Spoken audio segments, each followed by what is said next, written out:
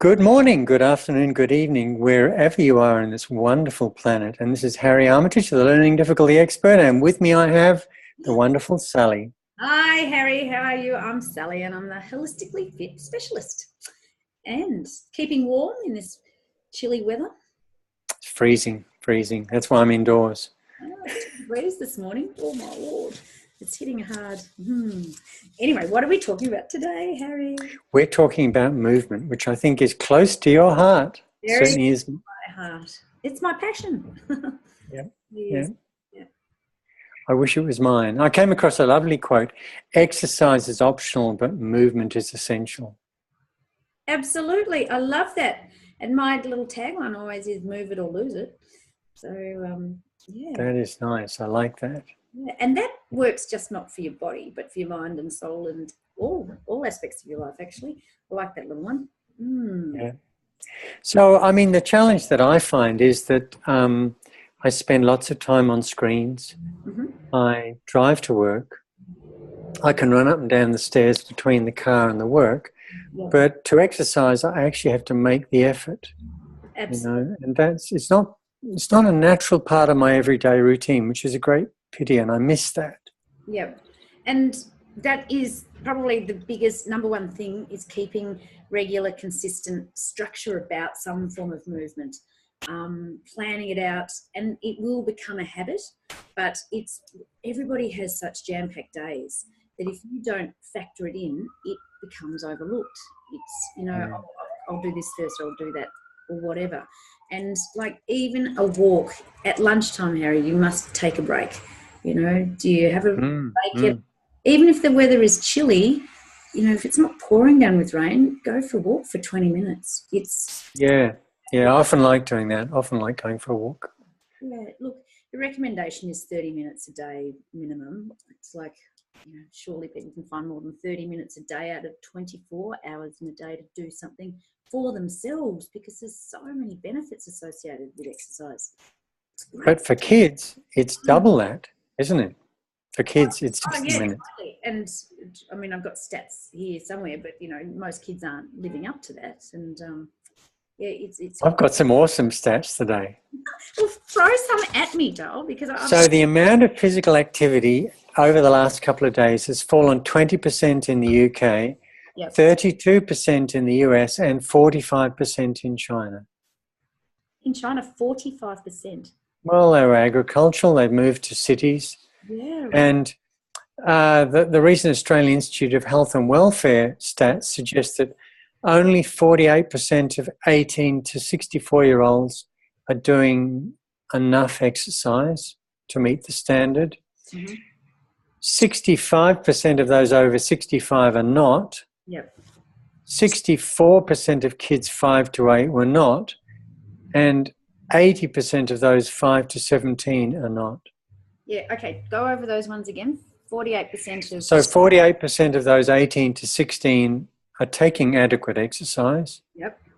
65% over 65 years are not. 64% of 5 to 8s are not. And 80% of 5 to 17s are not. Yeah, it's frightening. It really is frightening. And the impact of this on life expectancy is starting to appear. In the US, for the second year in a row, estimated life expectancy is dropping. It scares me. In the UK, it's also dropping, and they reckon Australia may have peaked. Wow. So isn't that the generation now of our kids, they won't live as long as we will? Correct. And that scares me. That's the first time ever it's happened in history, isn't it? That since hundreds of the last 120 years. It really, I mean, when we actually stop and analyse these figures and look at what the impact is and what it really means, it scares the hell out of me.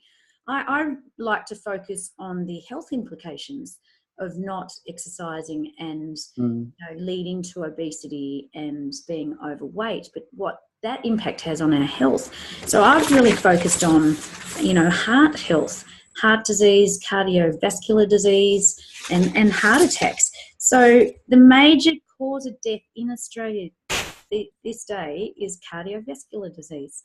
And every 12 minutes, someone dies in Australia of cardiovascular disease. It's one of our largest health problems. It affects 1 in 6 Aussies. 1 in 6.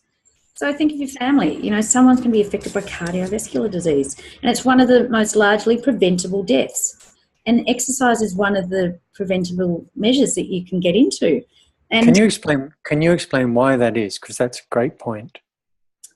Why is that it's preventable? Why does exercise reduce cardiovascular disease risk? Well, it's the heart health. So how does that happen in the body? Ooh, you're getting down to the technical details. Don't ask me that. But so what happens is your heart beats faster. Well, it's got too much to fight against. You know, it's trying to, when you're overweight or obese, for example, or everything's sluggish, it's not getting through. The oxygen's not coming through. So it's limited, you know, being distribution throughout the body, and it's not acting efficiently and effectively. So think about when you're lifting weights, Sal, and your heart's pumping away. What's happening to the veins and the arteries is they're having to pump. So they're getting more flexible. And if you do that regularly, then they're less blocked. So you've got more capacity to expand and contract. Yeah. So your resting heart rate's going to be lower. Yeah, well, that's right. And that's all part of the fitness measures as well. I mean, you know, getting back to the heart, well, heart disease. 52 Aussies die every day from heart disease, which is 1 death every 30 minutes. That's heart health. Here, let me tell you a little story. So I've got a client, and I may have mentioned this story before, but her husband wasn't looking great for a long time, and we every week, part of the update is, how's your husband doing? And she goes, oh, I still can't get him to the doctor. So back in March, what are we now, June? Back in March, he finally went to the doctor, and the very next day he was put in hospital for a quadruple bypass. And wow. he had a good diet, did Pilates, but that was about it. And, you know, just busy man, a lot of stress, all that sort of stuff. So I just had the client back this morning, and I was, you know, every week, how's your husband now? He is struggling, and he's 50. And he was relatively healthy and had a quadruple bypass, you know, and he wasn't looking right because his skin was too pale and that off colour, you know, when you're not getting enough oxygen through. And his wife intuitively knew something was wrong. But, you know, a lot of this stuff is preventable if we look after ourselves now. And, you know, it can happen to anybody. And I think most people over 65 are currently living with long-term cardiovascular diseases. That's every single person over 65 in Australia. And if we can just do basic stuff now, you know, particularly from your 40s, 50s, 60s, before it starts impacting on our health, there's so many things we can do. And exercise is a key part of that. Just getting that flow going, breaking down, you know, getting the strength up. There's different aspects to movement, of course. You know, there's just the moving, and then there's the cardiovascular, cardio fitness side, and then there's the strengthening side that you need for your bone density and your muscle mass that you need in your body.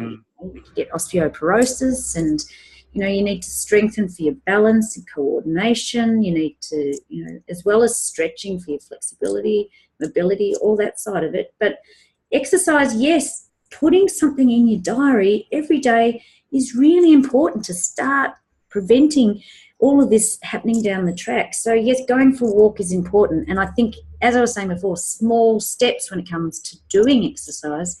But then really, when you see these hard-hitting facts and stats of what is happening to our kids, to teenagers, to adults, and what sort of life we're looking at down the track, it scares the shit out of me.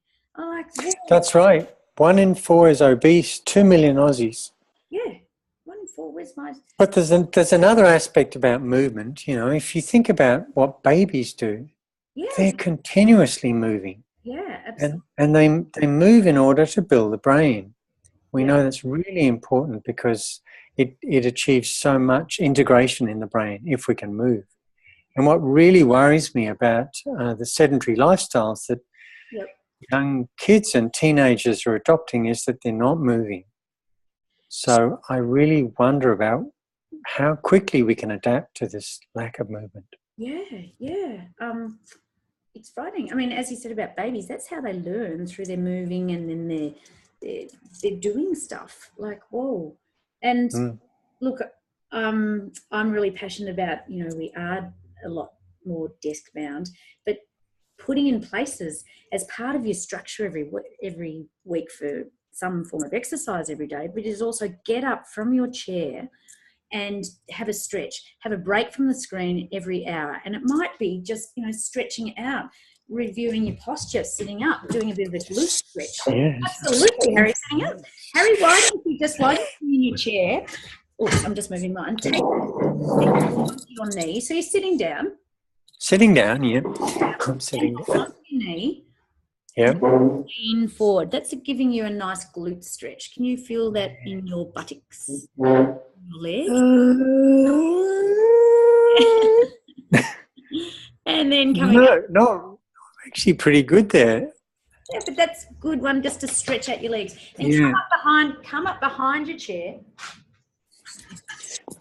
Keep your tips on the top. Legs straight back. Yeah. I can feel that big time. So just leaning forward. Now let your head hang down heavy. I'm just going to... Your head is hanging down heavy, and then slowly let it just rock from side to side. As your arms are outstretched, stretching out your back, and this is stretching out the muscles in your neck, and also stretching out the muscles down the back of your leg. How good does that feel? Yeah, that feels good. I like that. And then when you're on the top of your chair, just rotate your arm around to open up your shoulders here. Twisting it around. Can you feel that? And then other hand on and stretching it across. Yep, I can feel that. Fantastic. Brilliant. So when it comes to exercise, we need to break it down into simpler steps. Starting with, let's put something in the diary that we can try and commit to doing something every day. 30-minute walk at lunch, or parking your car and walking further. The next thing after that is then starting with some stretching, because if you've done nothing, okay, walking is good, but you also need to stretching your arms and whatever, breaking down the pent up little tight bits in your body, and then breathing, so stretching and breathing, and then you can move on to strengthening. Because it's really important to strengthen as well. So you're walking, which is good, but you're not strengthening those muscles. You need some weight resistance, doing some, even cans of peas or something, giving it a little bit of strength into the body, and you might incorporate some weights when you're walking or something like that. But I say at least once a week, do some strength training as well, because it's all important, and let's not be too overwhelming, but we have to start somewhere. So one of the ways that I do a little bit every day without exception, this is before my shower, I do 25 press-ups. Good. Do you warm every up day? And or you just get into it? No, I just get in straight out of bed. And the reason I do it before the shower is so there's no excuses. Yeah. Well, since I've done that, my need for osteopathic work has dropped to almost zero. Fantastic. And what I would suggest is just a little stretch just before you do it. Yeah. And the muscles are warm, so they've been in bed, so that's good. And so a bit of a stretch across, doorway, like we were just doing on the chair. You can stand in the doorway and stretch it out, opening up the chest. It also opens up the heart chakra, so allows more to fly in. It's great. But that's awesome. So you're doing something. And so I started off with one. Yep. And then I did 2, and then I did 3, and I built it up gradually to 25. And that's perfect, because that's what you do, small steps. It might even be, if you're doing a crunch, it might be 1 crunch, and then you'll build it up to 3, 5, whatever. Same with a plank, holding it for 10 seconds, and then it might be 20. But it's really important that we really get into our heads that, yes, diet is, the way we look, 80% is going to be diet. 20% is exercise. Yes, that's important, but so many more health benefits from exercise, as well as just helping you stay trim and looking good. There's a couple of percent genes. Yeah. But I mean, I'm passionate about all of this, as you know, and that's why I work in the field. But Yes. The more and more I look at the stats of what this country is like and around the world, like obesity, 63% of Australians are either overweight or obese. Like, I think it's such a pity that kids don't walk or ride to school now. I know. Because they're getting into that bad habit when they're kids. Yeah, exactly. I mean, we were blessed that we had open yards to play in, and it wasn't such a cotton wool society, and we could have free reign. But it really scares me, and I see with my own kids how the world's changing, and you know, we're becoming a very ill society. And so it should be fun. We should keep flexible, and we should look fabulous, shouldn't we? I like that. I like that.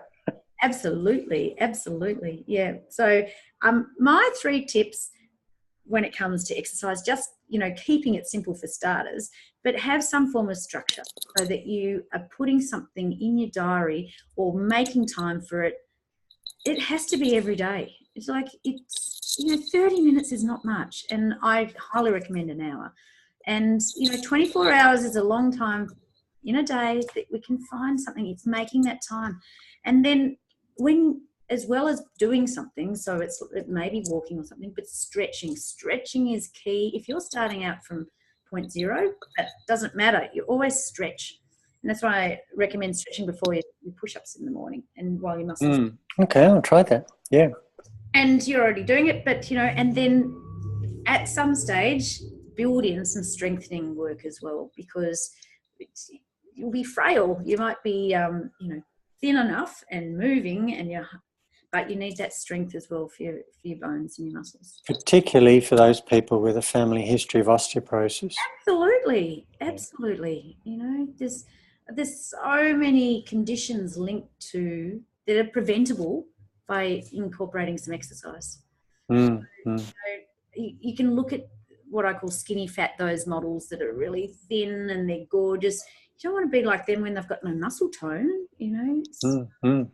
Strengthening, shaping and reconnecting back into what's important inside. Yeah, definitely. Absolutely. I love so important. And the other thing we haven't touched on is that moving and exercise lifts mood. And if you're depressed or anxious, that's one of the best things you can do. Just move and you'll feel better. Absolutely. Reduces stress. It stops cravings for food, all that sort of stuff. It gets you pumped up, gives you more energy. I could go on and on. You sleep better, improves your immune system. And then not so many Tim Tams. No. Well, they're sugary. No, fuel your body. That's another important part, but that's also one thing that I find is that the more you exercise, the hungrier you get. So you of course balance your exercise with your diet, because you can tend to over-exercise. I've been there. And then you get too exhausted. You deplete your adrenals. So it's finding that balance as well. I love walking. The 2 things that I like the most are walking and running up and down altitude, like set of steps. I've always loved running up and down. The shock is a bit like the effect that the Vibrogym generates. You strengthen the bones more if you've got a shock. Running up and down hills, I've always loved. Yeah. Just intuitively. Awesome. High intensity training is just so good. It's been proven to reduce dementia onset later on, and there's go into the whole fitness side of it all. But I think I could talk about this forever, but I think it's something somehow, years ago they had that campaign of Norm on the couch. Don't be a norm. Yes. Get up and move, and life being it. Yeah. Very successful. We need to implement some sort of campaign like that, just because people get, I should be exercising, but don't understand what's going to happen to them if they don't start doing something now. You turn into a Clive. Well, exactly. But then look at my husband, 50, once you hit your 40s, you really are becoming ticking time bombs. for something. That's right. Your metabolism changes at Absolutely. least sometime between 40 and 50. And then we've got menopause. Definitely by 50, yeah. Yeah. And then, there was a 1% every year. I think it was relating to osteoporosis, or somewhere I saw some stats that it's huge decline out of the body of, I don't know, it could have been metabolism slowing down, or it could have been something else. But it was quite a scary fact that as you get old, you really do have to do more about it, because you've got more going against you. Can't find the stat anymore. I think the best thing that I've got from today is move it or lose it. I really like that. True. Well, Harry, it's been lovely chatting to you, and I love this topic. And I think we can talk more about elements of this next week. So maybe, we could explore some other aspect. Maybe, we'll talk about that. Great. All righty. Good. I'll see you again. Okay. Bye. See you.